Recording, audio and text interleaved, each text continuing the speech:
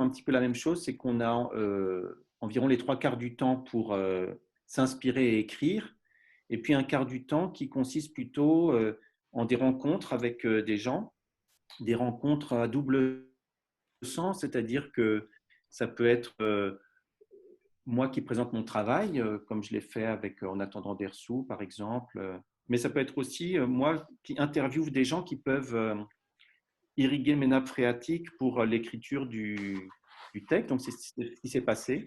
C'était vraiment intéressant de pouvoir aller dans la forêt avec quelqu'un qui m'a montré justement ces signes cabalistiques qui sont bien cachés, ou de discuter avec le garde forestier, etc. Et puis aussi de rencontrer des gens de tous les âges, que ce soit des CM1, CM2, des collégiens, des personnes âgées dans un EHPAD. Pas mal de lectures. J'ai pas mal lu des livres sur la forêt qui m'ont inspiré aussi, puis des livres sur Bourron-Motte, sur ce fameux cénacle de Haute-Claire, etc. Donc, de tout ça, j'ai fait mon miel pour arriver à cet écrit. Parce que au début du livre, tu verras quand tu l'auras reçu, Elémir, il a plutôt 10 ans, mais à la fin, on le suit plus tard. Donc ça se passe sur plusieurs années, plusieurs saisons.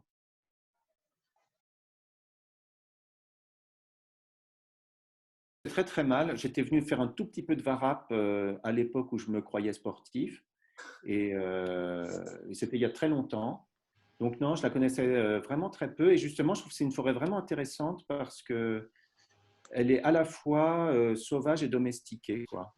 Et puis, il y a la présence. Je voulais vraiment que dans mon histoire, il y ait à la fois le monde animal avec Moon et Chopin, mais aussi le monde végétal et le monde minéral qui soit présent. Et le fait qu'il y ait ces chaos de grès en forêt de Fontainebleau m'a beaucoup aidé pour. C'est comme ça que j'ai eu cette idée de signes gravés dans la pierre, etc. C'est vrai que la présence du rocher est vraiment intéressante, je trouve, dans cette forêt.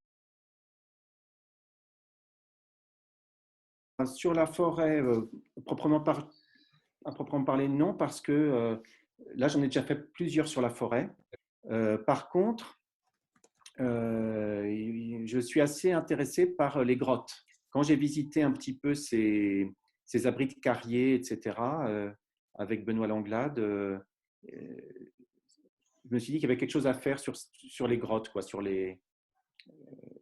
Ouais, peut-être que je creuserai quelque chose, c'est le cas de le dire.